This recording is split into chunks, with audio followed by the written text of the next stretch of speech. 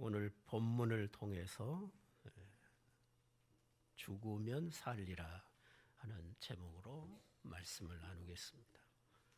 죽으면 죽으리라가 아니고 죽으면 살리라. 구약 백성은 죽음에 갇혀 있으니까 죽으면 죽는 거예요. 그래서 죽으면 죽으리라 그렇게 고백하고 있지만 이제 우리는 죽음을 벗었잖아요.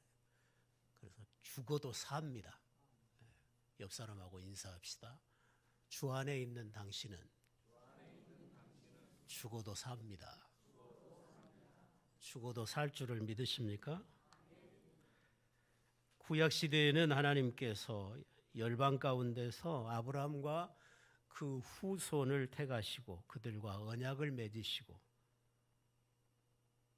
그들과 함께 계셨죠. 하나님께서는 이스라엘의 하나님이 되시기를 기뻐하시고 이스라엘 민족을 이 세상에 오직 하나밖에 없는 보배롭고 존귀한 그런 자기 백성을 삼으셨습니다. 이방의 나라가 만약에 이스라엘을 해하려고 하면 하나님이 친히 그들과 싸우셔서 그들을 다 심판하시고 하나님이 이루신 그 승리의 기쁨, 전리품들을 자기 백성들이 누리도록 복을 주시면서 여호와 하나님이 참 신이시라는 것을 온 열방 앞에 증거하시는 일을 수없이 반복하셨습니다. 그런데 하나님께서 이스라엘 백성에게 주신 젖과 꿀이 흐르는 땅 가나안 땅에 이스라엘 백성을 심어주셨는데 그들이 거기 가서 부자되고 배불러지고 평안해지니까 하나님을 잊기 시작하죠. 하나님을 버리고 언약을 버리고 하나님을 대신해서 이방의 우상들을 수입해서 섬기기 시작합니다. 하나님은 여러 번 책망하면서 회개하고 돌아오라. 회개하고 돌아오면 내가 너희들의 죄를 다 없는 것 같이 여겨주겠다고 수없이 반복해서 선지자들을 통해서 강권했지만 그들은 끝내 하나님의 그 요청을 거절하죠. 그래서 하나님이 마침내 나도 너희들이 나를 버렸으니 나도 너희들을 버리겠다 하시고 북쪽 이스라엘은 아수르를 들어서 멸망케 하시고 남쪽 유다는 바벨론을 들어서 심판을 하십니다. 그래도 하나님은 신실하시기 때문에 아브라함과 맺은 언약을 기억하시고 다 멸하지를 않고 얼마를 남겨놓으시죠. 그 남은 자들이 저 바벨론의 포로로 끌려갔어요. 포로로 끌려가서 그 이방의 권세 아래서 그들이 박해를 받으며 우상 숭배를 요구받지만 하나님께서 친히 풀무불 속에서도 자기 백성을 지키시고 사자굴 속에서도 자기 백성을 지키시면서 오히려 그 큰 바벨론이라고 하는 대제국이 여호와가 참 신임을 알도록 자신을 증거하셔요. 그런데 바벨론이 교만하거든요.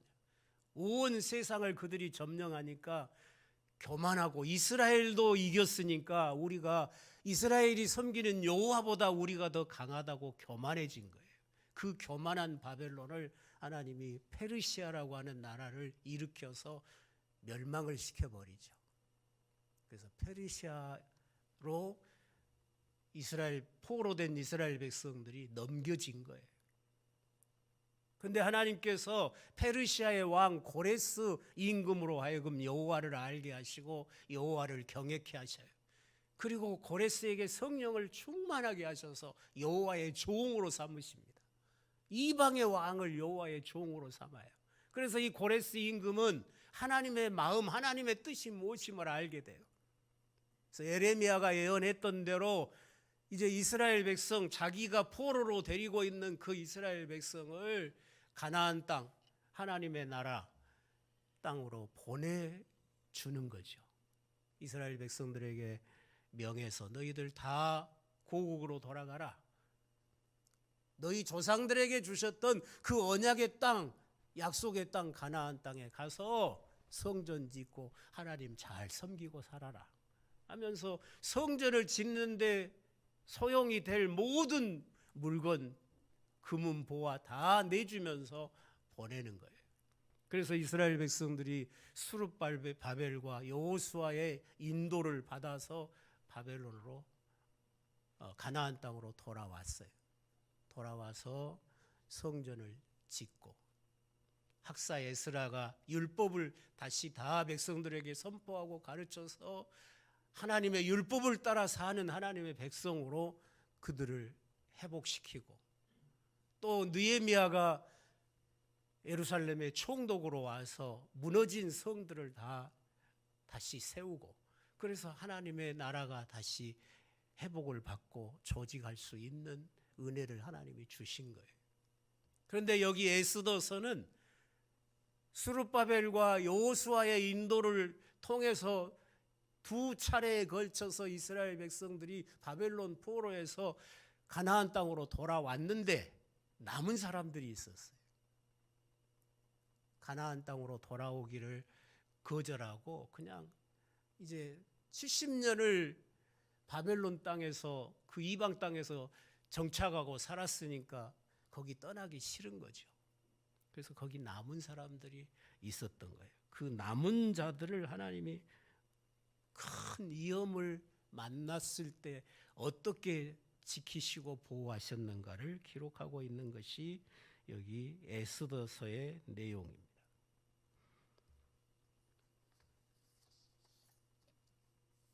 페르시아의 아하수에로 왕이 임금이 되었어요.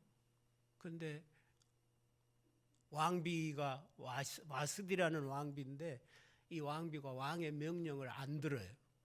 왕의 명령을 어기니까 왕비의 자리에서 쫓아냈어요. 그래서 새롭게 이제 왕비를 간택을 하는데 전국에 있는 예쁜 처녀들이 다 뽑혀올 거 아니에요.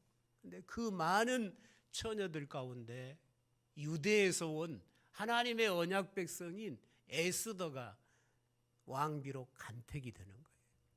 하나님이 섭리하시는 거죠. 그렇게 해서 에스더가 그 큰 대제국 페르시아의 왕비가 되었어요. 에스더를 새 왕비로 맞이한 이 왕이 아각 사람 하만이라는 사람을 모든 대신들 위에 가장 높은 대신으로 임명을 해요. 아각 사람 하만이에요. 이 사람은 아말렉 사람이에요. 그리고 아각은 아말렉의 왕의 이름이에요.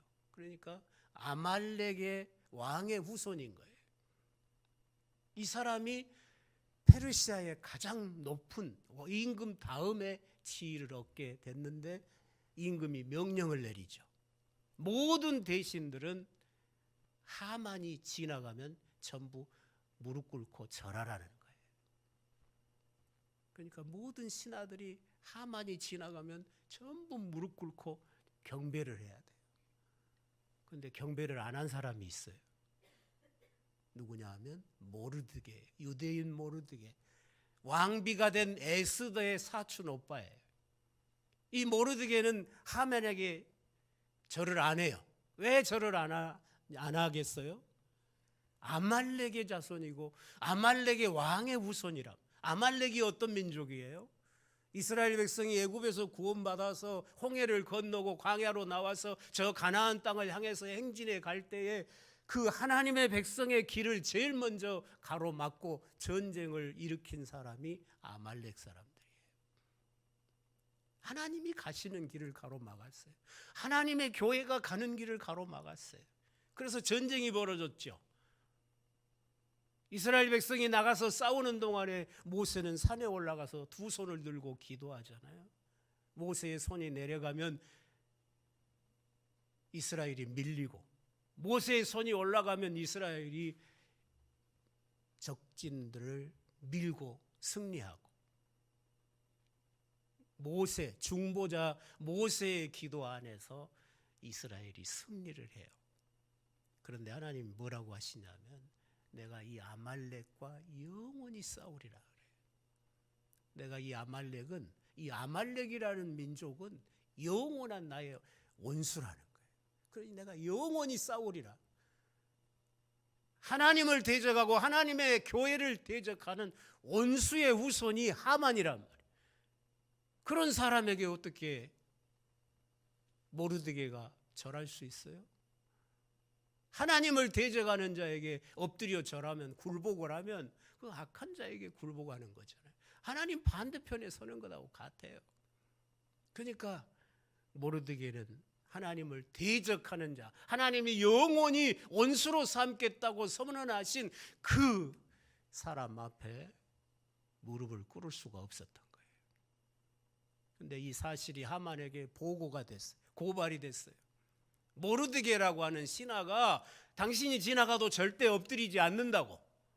그 사람이 누구냐? 유대인이라는 거예요. 내가 그놈을 처형하겠다. 근데 알고 보니까 유대인이거든요.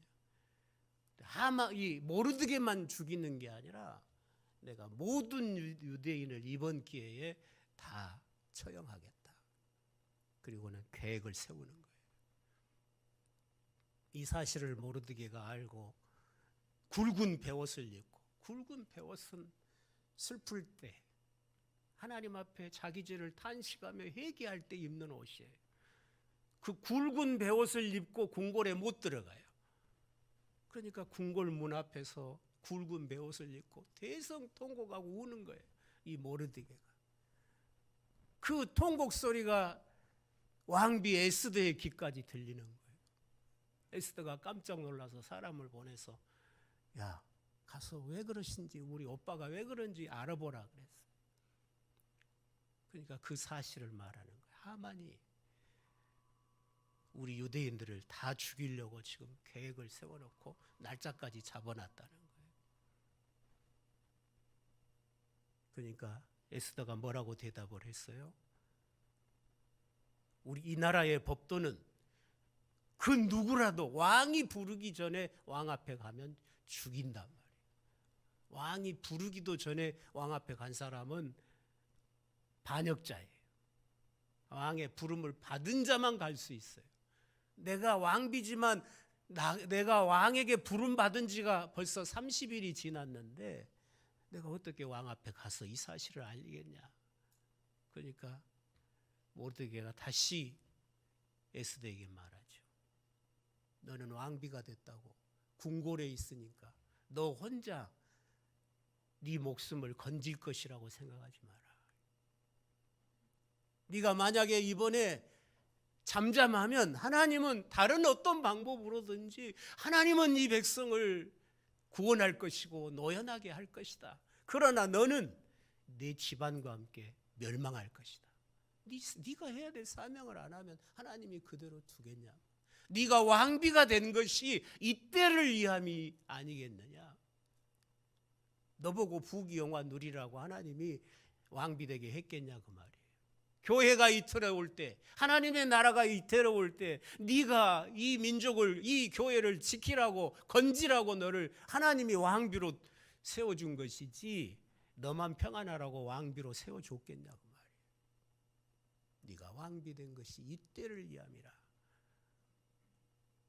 그 말을 들은 에스더가 다시 모르드게에게 소식을 전하죠. 알았습니다. 모든 유대인들을 다 모아서 먹지도 마시지도 말고 3일 동안 금식해 주십시오. 나도 내 하녀들하고 같이 3일을 금식한 후에 왕 앞에 가겠습니다. 죽으면 죽겠습니다. 왕이 부르지 않았는데 가면 왕비도 죽어요. 그 나라의 국법이에요. 죽으면 죽겠습니다. 그 말이에요. 왕비가 3일 금식을 하고 애복을 갖춰 입고 왕이 있는 그 어전의 뜰에 들어서는 거예요. 왕이 그 모습을 봤어요. 부르지 않았는데 왔잖아요. 그럼 국법을 따라 죽여야 되는데 저 멀리 뜰에 서 있는 왕비가 너무도 사랑스럽게 보인 거예요. 왕의 눈에. 하나님이 그렇게 마음을 주장하시는 거죠. 그러니까 왕이 서둘러서 얼른 금규를 내미는 거예요. 금규를 내밀어서 온 것처럼 해준 거잖아요. 금규라는 거는 왕의 지봉 같은 거예요. 왕이 그 지봉을 내밀어야 누구든지 왕 앞에 설 수 있는 거예요. 왕이 서둘러서 그 금규를 왕비 에스더를 향해서 내미니까 에스더가 그 금규의 끝을 잡고 왕의 옆에 앉는 거죠. 근데 왕이 자기 왕비 에스더를 보니까 너무너무 예쁘고 사랑스러운 거예요. 그 마음이 그냥 흡족해졌어요. 그 왕비에게 물어봐요. 네 소원이 뭐냐? 네가 요구한 것이 뭐냐? 뭘 요청하느냐? 나라의 절반이라도 너에게 주겠다 그래요. 그러니까 에스더가 하는 말이 다른 거는 없고요. 내가 지금 왕과 하만을 위해서 잔치를 베풀어 놨는데 하만과 함께 잔치에 참석을 해달라고. 그러니까 왕이 하만을 데리고 잔치에 참석을 했어요. 기분이 얼마나 좋겠어요? 기분이 좋아진 왕이 또 물어봐요. 네 소원이 뭐냐? 뭘 요구하냐? 그러니까 다른 요구사항은 없고 내가 내일 또 잔치를 베풀 테니까 내일 또 하만을 데리고 참석만 해주시라고. 그러면 그때 내가 말씀드리겠다고. 그러겠다고.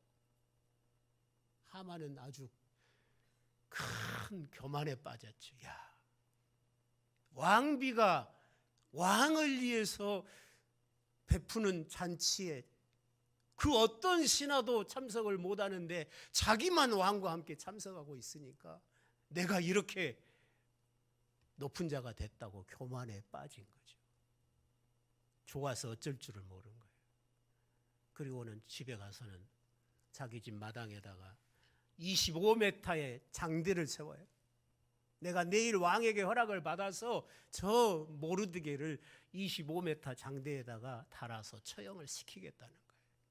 그 장대를 세워놓고 그 뒷날 잔치에 참석을 한 거예요.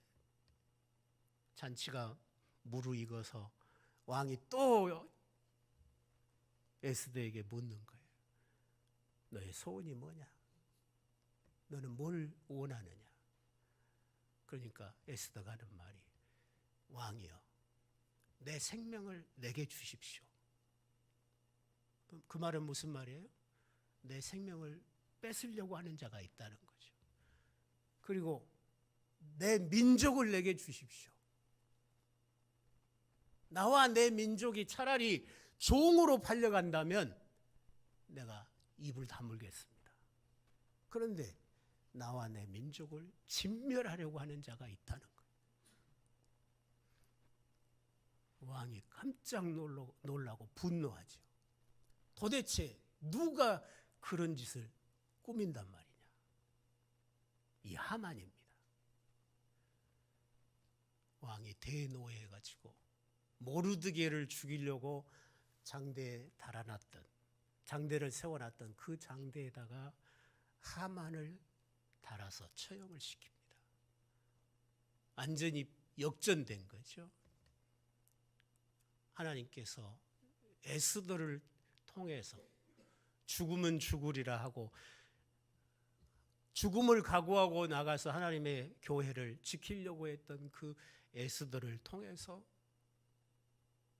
이방 땅에 남아있는 그 남은 자기 백성을 보호하시고 지키시는 그런 내용이 이 에스더서의 내용인 것입니다.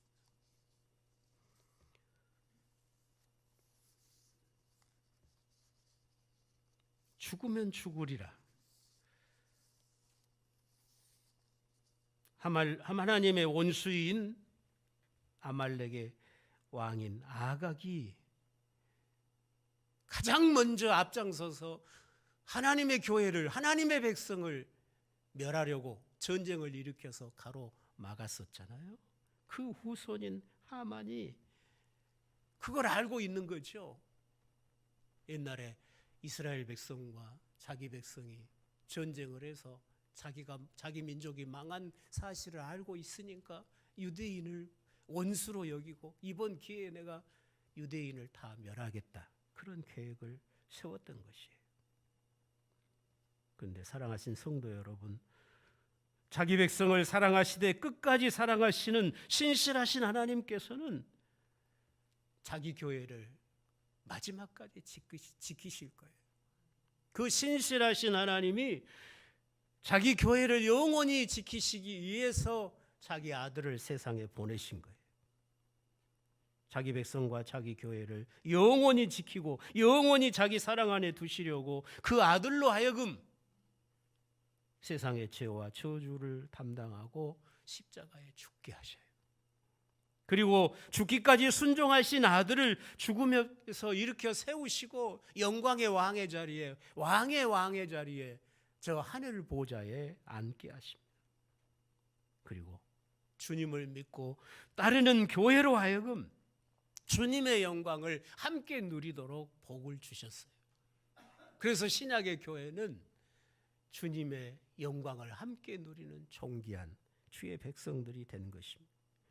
예수님의 죽으심과 부활을 통해서 죄의 권세가 무너졌습니다. 죽음의 권세도 무너졌습니다. 교회를 항상 무너뜨리려고 이어받은 어둠의 권세가 다 무너졌습니다. 그래서 우리 앞에는 죽음이 없어요. 죽음이 무너졌습니다. 물론 우리의 영이 우리의 몸을 떠나는 시간이 오겠지만 그건 죽음이 아니죠. 영원한 영광에 들어갑니다. 이 몸을 가지고는 그 영광에 들어갈 수 없으니까 이 몸을 벗게 하시는 거예요. 그 영혼만 주님 곁에 갔다가 주님 재림하시는 날 주님과 함께 천국에서 우리 영혼이 와서 내려오면 무덤에서 부활을 해서 우리가 새 몸을 입게 될 것입니다. 우리 교회 차량에 이렇게 가끔 차를 운행하다 보면 차에서 CD에서 복음성가가 나오는데 그 복음성가 내용 중에 죽으면 죽으리라, 죽으면 죽으리라 그 찬송이 있어요. 그 찬송을 맨날 들으면서 뭔가 안 맞아, 나하고는 안 맞아요. 왜 죽으면 죽지? 나는 죽어도 사는데. 구약 백성이야 죽음의 문제를 해결되지 못했고 저 하늘 저편을 바라보지 못하고 부활의 영광을 아직 보지 못하니까 죽으면 죽는 거지만 우리는 이미 예수님의 부활로 죽음이 무너졌고 하늘이 활짝 열렸고 스데반은 돌에 맞아 죽으면서도 하늘 보좌의 영광을 보고 있잖아요. 나는 죽어도 사는데 주님 분명히 말씀하시기를 나를 믿는 자는 죽어도 살겠고 무릇 살아서 나를 믿는 자는 영원히 죽지 아니하리라고 말씀하셨는데 죽으면 죽으리라. 그건 구약 백성의 고백이지. 그리스도의 복음의 능력으로 살고 있는 나하고는 안 맞구나. 그 생각이 자꾸 듣는 거예요. 그래서 그 말씀을 늘 묵상하면서 이 설교를 제가 준비하게 된 거예요. 우리는 죽으면 죽는 게 아니에요. 여러분, 우리는 죽어도 영원히 사는 생명을 가졌음을 믿을 수 있기를 바랍니다. 죽으면 죽으리라. 그건 죽음의 권세 아래 살던 구약 백성인 에스더가 교회를 살리고 민족을 살리기 위해서 죽음을 각오하고 자기가 왕비가 된 것이 이때를 위함이라. 이때를 위함이라. 우연이 아니고 미리 예비해 두셨잖아요. 7년 6년에 자기 교회를 지키시려고 요셉을 형들에게 팔려가게 하셔서 거기서 총리가 되게 하셨던 것처럼 자기 교회를 지키시려고 에스더를 포로로 왔던 에스더를 왕비가 되게 해서 하나님의 교회를 지키는 것이 하나님의 놀라운 섭리였던 것입니다. 오늘 우리는 부활의 생명을 누리고 살고 있습니다. 죽음을 해결받았습니다. 우리가 죽음을 각오하고 사명을 향해 나아갈 때에 이제 우리는 죽음이 끝이 아닌 죽으면 사는 그런 삶이 된 것입니다. 우리는 부활하신 주님 안에서 죽어도 사는 생명을 가졌습니다.